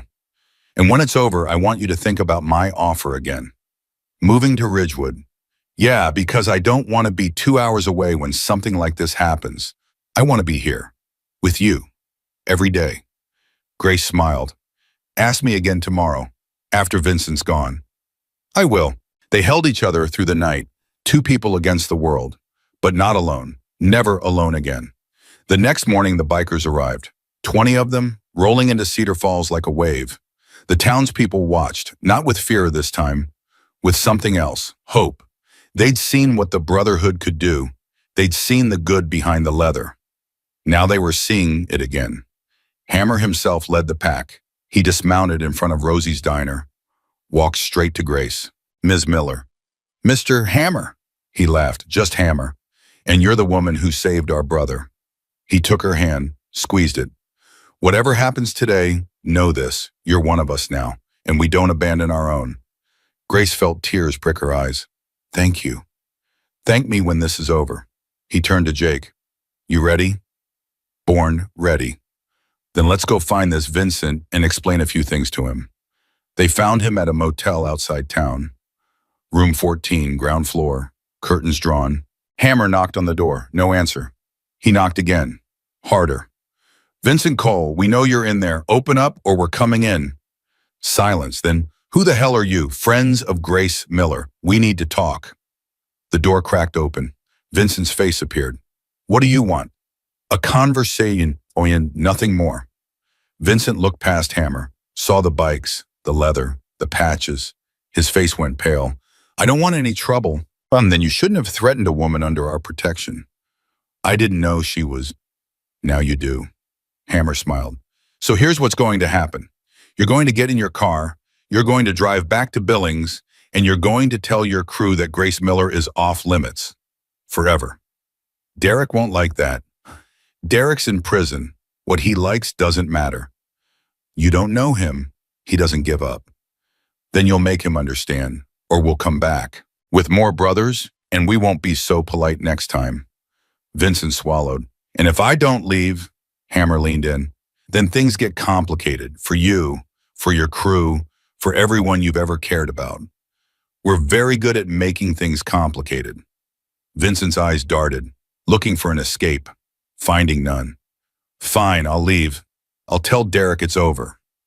Good choice. But you should know something. Vincent's voice dropped. Derek's not alone in there. He's got friends, real friends, the kind who don't forget. Neither do we. Hammer stepped back. Now pack your bags. You've got 30 minutes to be out of this county. Vincent packed in 20. They watched him drive away. Didn't follow. Didn't need to. The message had been delivered. That night, Cedar Falls celebrated. Not as big as before. Just a gathering at Rosie's diner. Bikers and townspeople and Grace and Jake and their kids. Earl served drinks. Betty Crawford led a prayer of thanksgiving. Sheriff Thornton shook hands with Hammer.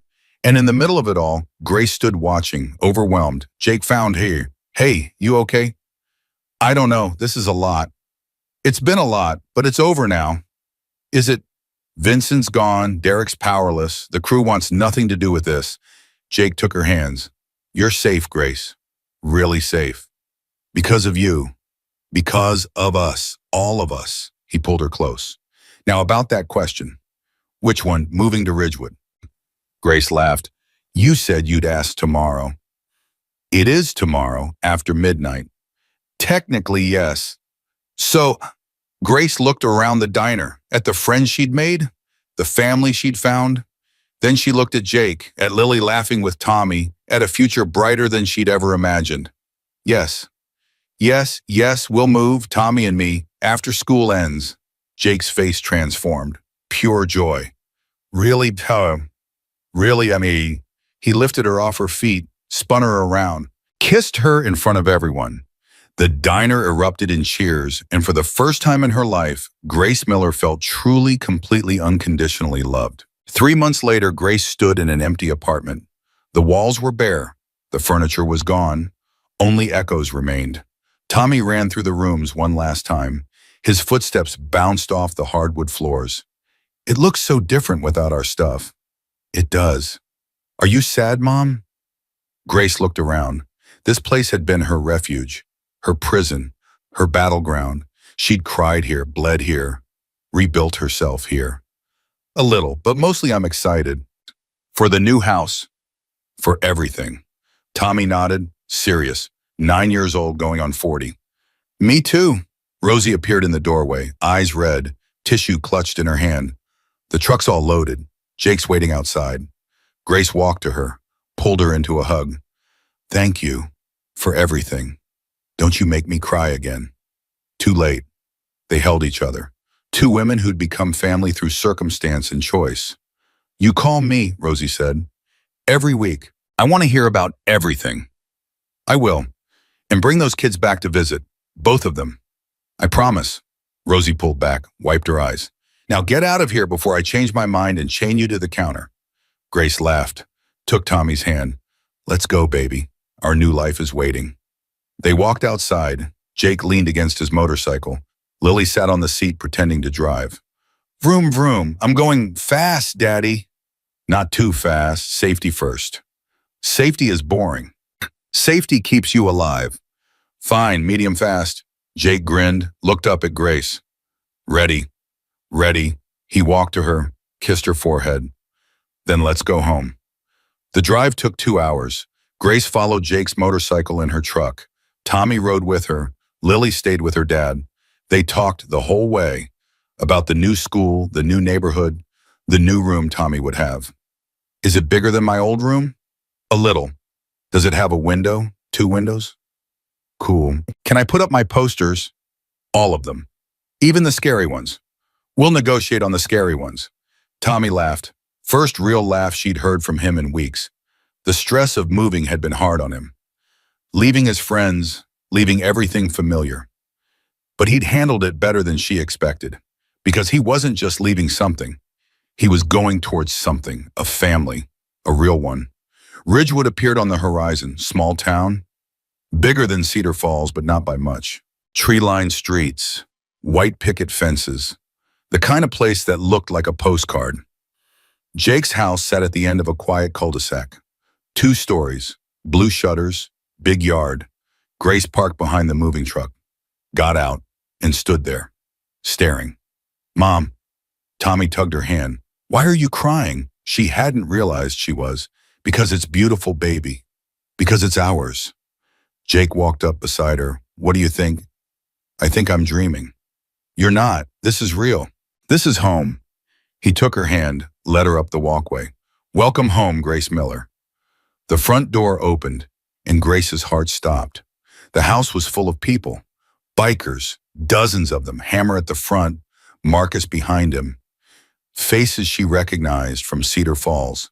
And in the middle of them all holding a banner that said, Welcome home, Earl Higgins. Surprise, Jake whispered. Grace couldn't speak, could barely breathe. Hammer stepped forward. Didn't think we'd let you move in without a proper welcome, did you? How did you? When did you? Jake's been planning this for weeks, called every brother within 200 miles. We've been here since dawn setting up.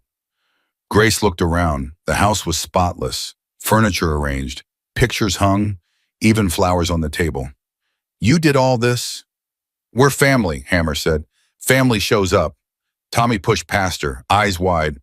Whoa, there's a trampoline in the backyard. Lily grabbed his hand. Come on, I'll show you everything. They disappeared through the house. Grace stood frozen, overwhelmed. Jake wrapped an arm around her. Breathe. I'm trying. These people love you. They wanted to be here. Let them. Grace looked at the faces surrounding her. Rough men with soft eyes. Hard women with gentle smiles. A community built on loyalty and love. She'd been alone for so long, fighting every battle by herself, carrying every burden on her own shoulders. Now she had this, all of this. Thank you, she said, voice breaking. Thank you all so much. Hammer raised his beer. To Grace, the woman who reminded us what the brotherhood is really about. To Grace. The room echoed, and for the first time in her life, Grace understood what it meant to belong. The party lasted until midnight. Stories were shared, laughter filled the house. Children ran wild while adults pretended not to notice. Earl found Grace on the back porch. Hell of a view. Yeah, it is. He leaned against the railing beside her. I drove 6 hours to be here. I know, thank you. Don't thank me. I'm still making up for what I did. Earl, you've done enough, more than enough. There's no enough when you've been the villain. He looked at her. I spent my whole life tearing people down. You gave me a chance to build something instead. That's a gift I'll never be able to repay. You already have. How blessing by changing, by showing Tommy that people can bond better, by proving that it's never too late. Earl's eyes glistened. I'm an old man, Grace. Got maybe 10, 15 years left if I'm lucky. I want to spend them being someone my grandchildren can be proud of. You will. You really believe that? I believe in second chances. I believe in you. Earl nodded, couldn't speak. They stood in comfortable silence. Two people who traveled a long road to reach this moment. I should get going, Earl finally said. Long drive back. You could stay. We have a guest room. No, Rosie needs help opening the diner in the morning. She's lost without me. Grace smiled. Look at you, indispensable. Miracles do happen. He pulled her into a hug. Rough, brief. Take care of yourself, Grace, and those kids, and that stubborn biker of yours. I will. And call if you ever need anything, anything at all. I promise. He walked away, got in his truck, drove off into the night. Grace watched until his tail lights disappeared. Then she went back inside, to her home, to her family, to her future. The first month in Ridgewood was adjustment. Tommy started at his new school, nervous, quiet, coming home with stories about kids who didn't know him yet. They asked why I moved here. What did you tell them? That my mom fell in love with a biker and now we're a family. Grace laughed. What did they say? They thought it was cool. One kid asked if I could get him a motorcycle ride. Maybe when he's older. Lily helped. She introduced Tommy to everyone, defended him when older kids teased, made sure he was never alone. She's like my bodyguard, Tommy told Grace. That's what sisters do. Is she really my sister now? Do you want her to be? Yeah, I think I do. Grace's heart swelled. This was working, really working. Jake's mother, Eleanor, came for dinner every Sunday, 72 years old, sharp as a tack, took no nonsense from anyone. So you're the woman who saved my son's life. I just gave him a ride. Bull, you gave him hope when he had none. You showed him that goodness still exists. Eleanor looked at her appraisingly. I wasn't sure about you at first. Another woman in my son's life, another person who might hurt him. And now I see the way he looks at you, the way those children laugh together, the way this house feels alive again. She smiled. Now I'm just grateful. For what? For you, for bringing my son back. He was gone for 3 years after Sarah died, going through the motions but not really living. You changed that. Grace didn't know what to say. Take care of him, Eleanor continued. He acts tough, but he's soft inside, softer than he lets on. I know. Good, then we understand each other. It wasn't exactly approval, but it was close. And for Grace, that was enough. 2 months in, Jake proposed. Not with a ring, not with fanfare, just the two of them on the back porch watching the sunset. I've been thinking. Dangerous. Hilarious. He took her hand. I've been thinking about us, about what we're building here. And I don't want to wait anymore. Grace's breath caught. Wait for what? For this to be official. He turned to face her. Grace, I've loved exactly 2 women in my life. Sarah was my first love, my forever love. When she died, I thought that was it. I thought I'd never feel this way again. He squeezed her hand. Then I walked into a diner in the middle of nowhere, broken and desperate, and you saved me. You didn't have to. You had every reason not to. But you did it anyway. Because that's who you are. Jake, let me finish. I'm not good at this, and if I stop, I'll lose my nerve. She nodded, waited. I want to marry you, Grace. I want to make this family official. I want to wake up every morning knowing you're my wife. I want to grow old watching our kids become adults. I want everything with you. He dropped to one knee. I don't have a ring yet. I wanted to ask first. Make sure you felt the same way. Grace was crying, couldn't stop. Is that a yes? Yes, God, yes. Jake stood, pulled her into his arms, kissed her like the world was ending. I love you, he said. I love you too. You're sure this is forever? I've never been more sure of anything. They held each other as the sun set. Two people who'd found each other in the darkest moment of their lives. Now they had this: light, hope, love forever. The wedding was 3 months later, small ceremony, Jake's backyard, only family and close friends. But when the Hells Angels showed up, small became a relative term. 200 bikes lined the street, leather and chrome as far as the eye could see. The neighbors watched from their porches, not afraid, curious. Is that normal? One of them asked. It's becoming normal, another replied. Grace wore a simple white dress, nothing fancy. She didn't need fancy. Tommy walked her down the aisle, tears streaming down his face. Don't trip, Mom. Don't you trip. You're the one in charge. This is a lot of pressure. You've got this. He did. Steady steps, firm grip on her arm, delivered her to Jake without incident. Take care of her, he told Jake. I will. If you don't, I know 800 bikers who will hurt you. Jake laughed. Understood. Hammer officiated. He'd gotten ordained online specifically for this. Marriage is a ride, he said. Sometimes smooth, sometimes rough. Sometimes you break down in a town full of people who want you gone. Laughter from the crowd. But if you're lucky, you find someone who will share their last dollar, drive through the night, stand by you when everyone else walks away. He looked at Jake and Grace. You two found that. Don't ever forget how rare it is. Don't ever take it for granted. The vows were simple, personal, real. Jake, I promise to love you, protect you, stand beside you through every storm. You're my partner, my best friend, my second chance. Grace, I promise to believe in you, support you, challenge you when you need it. You showed me that trust is possible, that family is choice, that love is worth the risk. Hammer smiled. By the power vested in me by the internet, I now pronounce you husband and wife. Kiss her already. Jake did. The crowd erupted, 200 bikers cheering, children screaming, Eleanor crying, and in the middle of it all, Grace and Jake holding each other, starting there forever. The reception went until 3 a.m. Dancing, drinking, stories that got more outrageous as the night went on. At some point, Tommy and Lily disappeared. Found them asleep together on Jake's bed, still in their fancy clothes. Should we move them? Grace asked. Let them sleep. They've had a big day. We've all had a big day. Jake wrapped his arms around her from behind. So, wife. So, husband. How does it feel? Like everything I never knew I wanted. He kissed her neck. Good answer. I learned from the best. They stood watching their children sleep. Their children. Not his and hers. Theirs. Jake. Yeah. Thank you. For what? For not giving up. For coming back. For bringing me into this world. She turned to face him. A year ago, I was a waitress in a diner, barely making ends meet, hiding from my past. Now I'm married to the love of my life with 2 incredible kids and a family that stretches across 6 states. That's not me.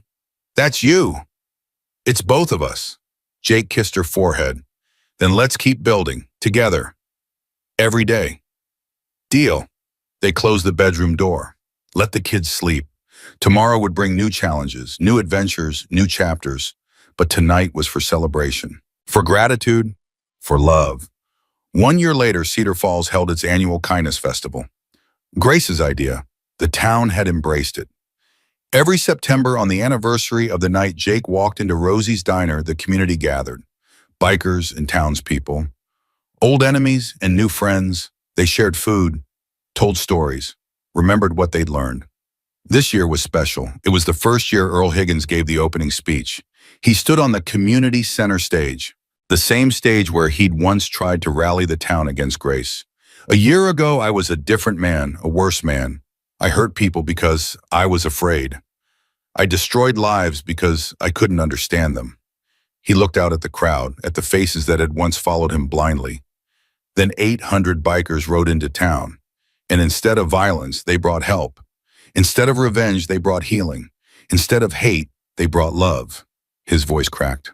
They showed me something I'd forgotten, that people can change, that kindness is stronger than fear, that it's never too late to become who you should have been all along. He raised his glass. To Grace Miller Reeves, the woman who started it all, the woman who saw a stranger in need and didn't look away. To Grace, the crowd echoed. Grace stood with Jake, with Tommy and Lily, with Rosie and Eleanor and Hammer and 100 others. She was crying. Couldn't help it. You did this, Jake whispered. We did this. But it started with you. One act of kindness, look what it became. She looked around, at the community that had grown from hatred to love, at the children playing together, bikers' kids and townspeople's kids, no difference between them, at the old enemies sharing drinks and laughing about the past. I never could have imagined this. That's the thing about kindness. It multiplies in ways you can't predict. Tommy ran up to them. Mom, Dad, they're starting the pie contest. Dad, he'd started calling Jake that 6 months ago. Casually at first, then consistently. Jake had cried the first time, privately, but Grace had seen. We'll be right there, Jake said. Hurry. Lily says she's going to win, and I don't want to miss her face when she doesn't. He ran off. Grace laughed. Our kids are monsters. The best kind of monsters. They walked toward the pie contest, hand in hand, together. As they passed Earl, he stopped them. Grace, Jake, can I talk to you for a second? Of course. Earl reached into his pocket, pulled out an envelope. I've been saving for a while, ever since I started working at Rosie's. I wanted to do something meaningful with it. He handed the envelope to Grace. It's a scholarship. For Tommy and Lily, for college. Not a lot, but it's a start. Grace opened the envelope, saw the check inside. $10,000. Earl, it's what I want, what I need to do. He looked at Jake. I can't take back what I did to your bike, to your family, but I can try to build something positive, something that lasts. Jake took his hand, shook it firmly. You already have. Earl's eyes filled with tears. Thank you for giving an old fool a second chance. Thank you for taking it. They embraced, two men who'd been enemies, now brothers. Grace watched, heart full to bursting. This was what redemption looked like, not grand gestures, not dramatic moments, just people choosing every day to be better than they were before.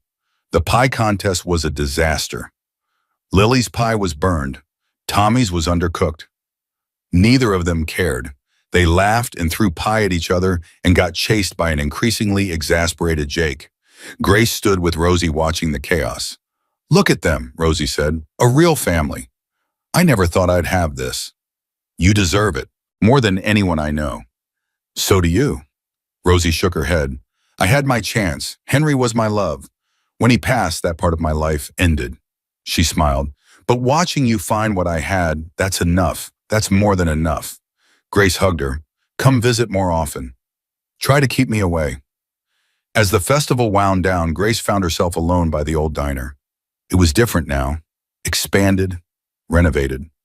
A sign out front said, Rosie's Kitchen, where kindness began. She touched the wall. Remembered that rainy night, the desperation in Jake's eyes, the choice she'd made, footsteps behind her. Jake. Thought I'd find you here. Just remembering. Good memories. The best. He stood beside her, looking at the diner. If you hadn't helped me that night, I don't know what would have happened. Lily might not have a father. I might not have a wife. None of this would exist. You would have found another way. Maybe, but I didn't have to. He turned to face her. Because of you. Grace smiled. Because of us. Because of us, he agreed. From down the street, Tommy's voice. Mom, Dad, they're doing fireworks. Lily's voice. Hurry up or you'll miss the good ones, Jake laughed. Duty calls. Always. They walked toward their children, their family, their future. The fireworks lit up the sky. Grace stood surrounded by everyone she loved, her husband's arm around her, her children at her feet, her friends, her community, her world, all gathered in celebration of something that had started with a single choice. Help someone who needs it, even when it costs you, even when no one else will, even when the whole world says you're wrong, because kindness isn't weakness. It's the strongest thing there is. And when 800 people show up to prove that point, the world has no choice but to listen. Tommy looked up at his mother. Hey, Mom. Yeah, baby. I'm glad you helped in that biker. Grace pulled him close. Me too, baby. Me too. Jake squeezed her hand. Lily climbed onto his shoulders for a better view. And as the fireworks exploded overhead, painting the sky with light and color and promise, Grace made herself a promise. She would never stop. Never stop helping. Never stop believing. Never stop choosing kindness no matter the cost. Because that one choice, that single moment of compassion on a rainy night, had given her everything. A husband who adored her, children who inspired her, a community that embraced her, a life worth living, and a story worth telling. This is what happens when you help someone no one else will help. This is what happens when kindness meets courage. This is what happens when 800 bikers ride to repay a debt of love. The world changes, hearts change, everything changes. And it all starts with one person, one choice, one act of grace. Share this story to remind someone that kindness always wins. Subscribe for more stories that will touch your heart and restore your faith in humanity. And remember, be the person who helps when no one else will. You never know whose life you might change, including your own.